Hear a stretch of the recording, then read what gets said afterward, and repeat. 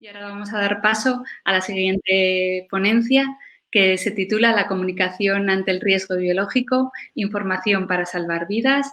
El ponente es Aurelio Soto Suárez, capitán de corbeta y jefe de la Oficina de Comunicación Pública de la Unidad Militar de Emergencias. Buenas tardes. Buenas tardes, presidenta. Muchas gracias, presidenta, por invitarnos y muchas gracias a Pascal a estas jornadas. Para mí, particularmente, es un honor compartir mesa con profesionales de tan alta responsabilidad y prestigio y, además, supone una satisfacción enorme poder hablar de comunicación pública en este foro tan especializado, ya que pone de manifiesto algo que para nosotros, los comunicantes, pues tiene gran importancia, como es la implicación de responsables de sanidad o de los especialistas en general de la gestión de las emergencias en esta materia, la comunicación posible, al mayor nivel posible esta implicación. Permítame comenzar con una experiencia personal del cómo y el por qué y en qué momento determinado yo decidí transformar también mi vida profesional como oficial de la Armada Española para dedicarme a la comunicación pública en emergencias. Y fue en el año 2010, tras el terremoto de Haití, donde estuve desplegado con un contingente de la Armada Española, entre los que se encontraba una agrupación sanitaria de la Armada, y allí hicimos labores de desescombro, de rescate de cuerpos, de potabilización y, por supuesto, gran parte, hicimos mucha atención sanitaria. Allí teníamos que hacer todos un poquito de todo, es una gran situación pues, como las grandes emergencias, y yo acompañé habitualmente en muchas ocasiones a nuestros compañeros sanitarios en sus despliegues y les apoyaba en labores de organización, triaje, cuidados básicos y bueno, y en los momentos de espera yo iba por las filas de los pacientes entreteniendo a los más pequeños con dibujos o a los mayores con algún gráfico de algún que había impreso en el barco, y les hablaba de la importancia de lavarse las manos o las medidas higiénicas que había que adoptar en un caso como un terremoto. No en un caso normal, pero especialmente en un terremoto, dada el gran riesgo infeccioso que provoca una emergencia de este calibre. Recuerdo que un día el jefe de la agrupación sanitaria, el coronel Huecas, se acercó a mí y me dijo que lo que yo estaba haciendo era muy importante y que con eso estaba yo salvando muchas vidas. Yo le respondí que en realidad lo único que estaba haciendo yo era ayudarles a ellos a salvar más vidas, porque lo que estaba haciendo yo era reflejar la preocupación que yo escuchaba de ellos en las charlas, en los cafés o en las cenas sobre la importancia y la preocupación que ellos mostraban sobre el tema de la higiene de los ciudadanos, ¿no? de Haití. Precisamente entre sus preocupaciones y entre sus charlas hablaban pues, de la importancia que tenía la vacunación, ¿no? En un caso como este, aunque en un principio, en un momento, para nosotros era algo que no estaba a nuestro alcance, puesto que habíamos ido a otra misión. Sin embargo, un día se programó una reunión en el Ministerio de Salud de Haití para hablar sobre el tema de la vacunación y la posible implicación de los que estábamos ahí desplegados para iniciar una campaña nacional. Allí, en aquella reunión, perdón. Aquí me he olvidado de mostrarles las fotos. Aquí, en la foto inferior izquierda, esa es parte de la reunión que la realizábamos siempre en exteriores debido a que había muchas réplicas en aquel momento y prácticamente todo lo hacíamos en el exterior. Pues ya se pudo comprobar que iba a ser una labor muy compleja, teniendo en cuenta que había un entorno muy caótico, estaba desestructurado el país y luego la sociedad pues, no estaba tan mentalizada en la importancia que tenía la vacunación. Nosotros regresamos a nuestra zona de trabajo, nuestra zona de responsabilidad, que principalmente era 3 municipios, Petit Guap, Gran Guap y Miraguane, y juntos empezamos a planificar de qué manera podríamos iniciar, por lo menos nosotros en nuestra zona, la vacunación. Y así fue como la OMS nos entregó a nosotros las primeras 25.000 dosis para que comenzamos allí lo que fue la campaña de vacunación nacional de Haití posteriormente. Finalmente vacunamos a más de 25.000 personas y preparamos a más de 40 sanitarios para que pudieran continuar la campaña, porque al final nosotros nos marchamos, estuvimos 3 meses y había que continuar con las dosis de recuerdo, con lo cual dejamos ahí gente formada. Y ustedes saben la importancia que tuvo esa misión, especialmente tras un terremoto. Tal vez por ello vino a visitarnos poco después de iniciar la campaña de vacunación, vino a visitarnos Catherine Ashton, que era entonces la alta comisionada de la Unión Europea tras el terremoto de Haití, y el propio ministro de Salud haitiano, para conocer un poquito los detalles de cómo habíamos realizado allí la campaña. Lo cierto es que lo hicimos juntos, los sanitarios y el personal de comunicación. Lo que quiero decir con esto es que si yo un día decidí transformar mi vida y dedicarme a lo que ahora me dedico, fue precisamente gracias a los servicios sanitarios y asistenciales. Desde entonces me he especializado en una disciplina que para muchos de ustedes será conocida como es la comunicación del riesgo, cuyo objetivo básicamente es dotar a los ciudadanos de la información necesaria para que puedan tomar sus propias decisiones ante los diferentes riesgos, como pueden ser los terremotos, las inundaciones, los incendios forestales o los propios riesgos biológicos. Lo cierto es que este último, los riesgos biológicos, es donde más está desarrollada esta disciplina, que además está muy bien liderada por la Organización Mundial de la Salud.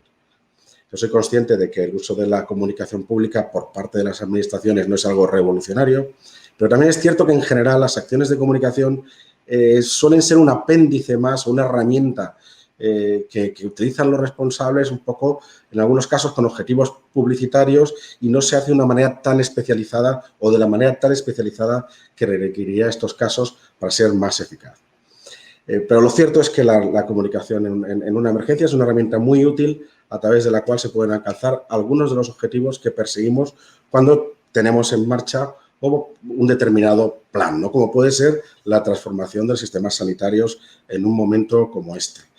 Antes refería nuestra directora general de la importancia de los rastreadores. Nosotros iniciamos una campaña de parte de la misión de las Fuerzas Armadas en cuestión de rastreadores, las iniciamos desde la UME en diferentes comunidades autónomas, y desde el principio quisimos o creíamos que era importante acompañar esta operación con acciones de comunicación, sobre todo para familiarizar a los pacientes o a los contactos estrechos con esta misión, o incluso a todos los ciudadanos familiares con esta misión, y la importancia que tenía la confianza mutua para que fuera eficaz. No era importante hacerlo, ¿no?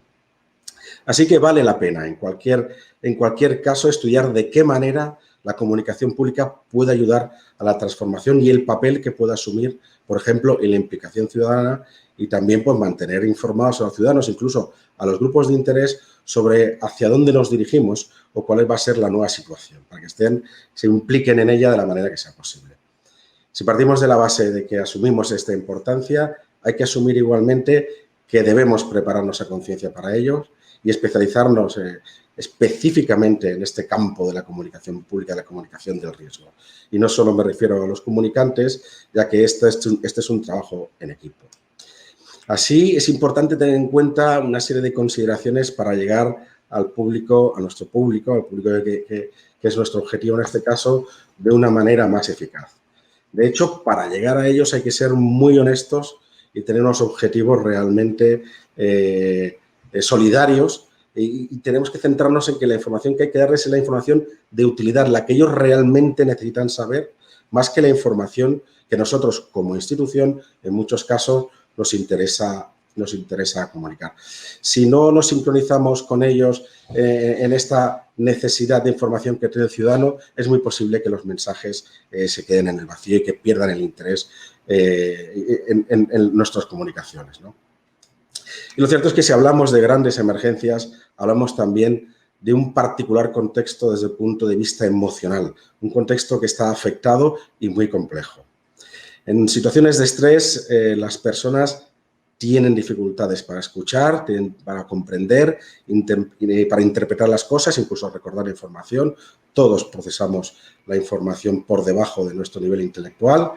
Interiorizamos más la información negativa que la positiva. También nos centramos más o nos quedamos prácticamente con lo que se dice al principio, y lo que se dice al final no lo olvidamos. Y sobre todo lo que hacemos es buscar o tratar de ampliar la información en unas fuentes adicionales.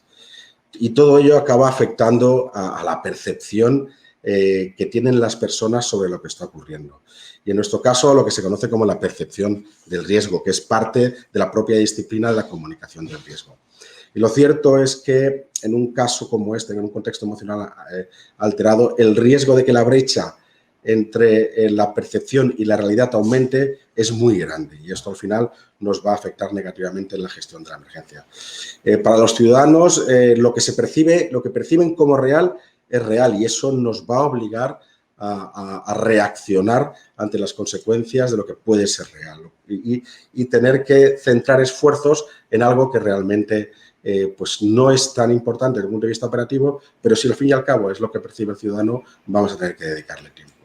Ya los datos ya no son suficientes, por lo que decíamos antes, para hacer frente a sus temores y preocupaciones que se van a centrar principalmente en factores de percepción del riesgo que tienen. Solo más o menos está calculado que el 95% de sus temores y preocupaciones se van a centrar en sus percepciones, el 5% en los datos o en la información técnica. Y eso es importante ante las emergencias porque la realidad es que la actitud de los ciudadanos ante un determinado riesgo está totalmente relacionada con la percepción que tienen sobre este riesgo.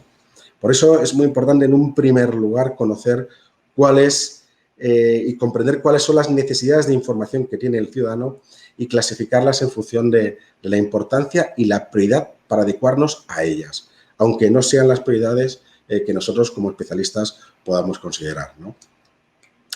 En este sentido, existe un modelo que relaciona...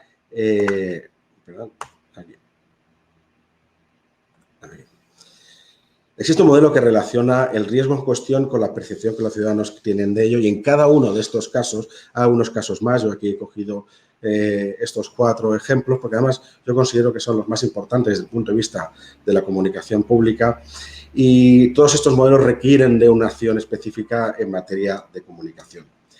Y precisamente cuando hablamos de riesgos biológicos, al igual que los radiológicos o los nucleares, son unos de los más complejos de gestionar, de hacer coincidir la percepción que tienen las personas con el riesgo real, ¿no? Esto es debido principalmente a su mayor complejidad a la hora de explicarlo y luego también su menor evidencia visual, ¿no? El riesgo radiológico o el biológico no es tan evidente, no es tan visible como puede ser un incendio forestal o las consecuencias de un terremoto. Esto nos lleva a otro condicionante importante que incide de manera negativa en el contexto emocional, como es la incertidumbre. La incertidumbre está totalmente relacionada con la información y el conocimiento que se tienen de las cosas y, en este caso, también sobre lo que está ocurriendo. Es cierto, e incluso es inevitable que tras una gran catástrofe, una emergencia, se produzca un entorno caótico en el que ni nosotros mismos dispongamos, los intervinientes, dispongamos de toda la información necesaria para ofrecerle a los ciudadanos.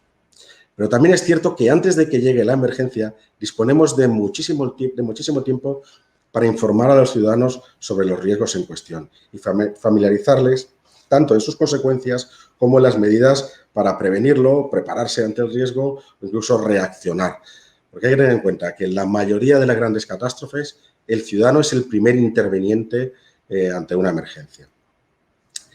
Pues en este caso, cuando ocurra la emergencia, ya partimos de la base de que no partimos de cero para empezar a darle a los ciudadanos esa información que necesitamos que ellos sepan para gestionar la emergencia. Y además lo habremos hecho en un entorno emocional mucho más sereno, mucho más tranquilo, en el cual pueden asumir y comprender mejor la información que se les ha ofrecido.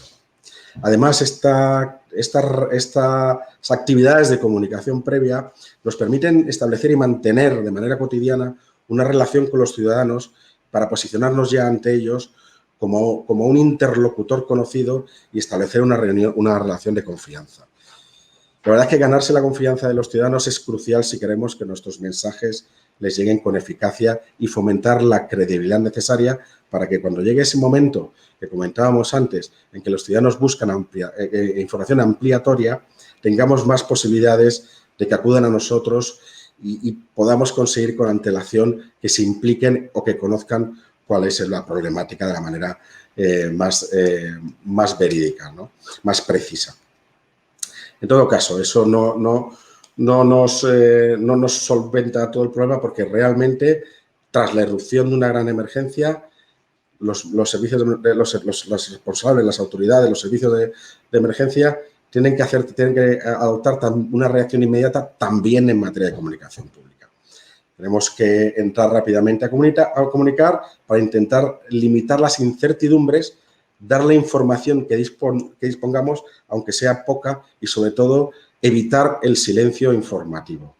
Esto es muy importante, evitar el silencio informativo, porque normalmente el silencio informativo suele ser el caldo de cultivo para la aparición de lo que conocemos como bulos o la información extraoficial que en muchos casos va a ser imprecisa. Hoy en día, con las redes sociales, parece que este hecho es mucho más evidente o mucho más gravoso. De todas maneras, ha ocurrido siempre desde el ámbito de las emergencias la aparición de la información falsa, ¿no? Con lo cual hay que reaccionar inmediatamente. Si queremos reaccionar inmediatamente, tenemos que tener ya un plan preparado para poder ser lo más rápido posible. Por ejemplo, tener identificada ya nuestra audiencia objetivo y los grupos de interés, cuáles son la potencial información difícil o más preocupante a la que vamos a tener que enfrentarnos y vamos a tener que comunicar, preparar un argumentario. Hay que elaborar unos mensajes modelo que nos sirvan ya para salir rápidamente en los primeros instantes. Hay que crear también hay que apoyarnos con unos mensajes claves, con unas ideas fuerzas, tener ya previstos qué canales de comunicación vamos a utilizar en cada caso. Incluso, al igual que los intervinientes hacen ejercicios, tenemos que incluir también la práctica de los ejercicios, los ejercicios en comunicación pública, también en la preparación ante las situaciones de crisis o ante las emergencias. O hay una regla básica en este contexto tan difícil desde el punto de vista de la comprensión, al ser un contexto emocional afectado, que utilizamos los comunicantes, que es la regla del 3. El 3 es un número mágico para nosotros y básicamente en este caso sí quería comentarles que lo mejor es ir dándole información al ciudadano poco a poco y no tratar de darle más de 3 mensajes, más de 3 fotografías, más de 3 contenidos, más de 3 explicaciones, porque va a ser muy difícil para ellos poder comprenderlo. Entonces, lo importante son 3 mensajes claves, repetirlos 3 veces y apoyarlos, si acaso, en otros 3 mensajes claves. Por otro lado está, y esta es otra de las características específicas de la comunicación de los riesgos biológicos, la complejidad, ¿no?, a la hora de comunicar e informar a los ciudadanos de cuál es el riesgo en cuestión o sus consecuencias. El caso es que tenemos que conseguir comunicar a los ciudadanos de una manera clara, sencilla y accesible para ellos. Otro de los aspectos que tenemos que tener en cuenta, o sea, hay que utilizar un lenguaje muy claro y muy básico para que podamos llegar a ellos, aunque muchas veces a los profesionales pues, nos cueste y pensamos que la mejor manera, porque es más correcto o preciso, sería utilizar una palabra u otra, ¿no? Luego es importante también que la información que le demos, como decíamos desde un principio, sea relevante para ellos, sea una información de utilidad. Y luego hay que hacerla también en el momento oportuno. Ya estoy terminando. Lo que sí me gustaría es recalcar que es muy importante que en esta misión de comunicación contemos con los medios de comunicación social como un aliado clave para llegar a los ciudadanos, que así lo ha sido habitualmente, porque tienen una responsabilidad social. E igualmente, si les vamos a exigir, les vamos a pedir que se impliquen y les vamos a exigir su responsabilidad social en emergencias, es importante que nosotros colaboremos con ellos, incluso le demos la información necesaria y las imágenes y las fotografías que necesitan para comunicar, pero incluso que les integremos en charlas y en formación para que entiendan mucho mejor cuál es su misión y sus objetivos. No quiero terminar sin citar brevemente la importancia de las redes sociales también, puesto que hoy en día tenemos que adecuarnos a estos canales de comunicación que, por cierto, no son una amenaza, sino también una oportunidad para reaccionar de manera inmediata, y que además las redes sociales nos permiten conocer esa percepción ciudadana. Nada, quiero cerrar con esta transparencia, compartirla con ustedes y agradecer este tiempo que me han dedicado. Muchísimas gracias. Bueno, muchas gracias, capitán. Igualmente ha sido un honor. Es maravilloso saber que contamos con la Unidad Militar de Emergencias, con el Ejército a nuestras espaldas. Entonces, bueno, ahora ya vamos a pasar a la siguiente comunicación.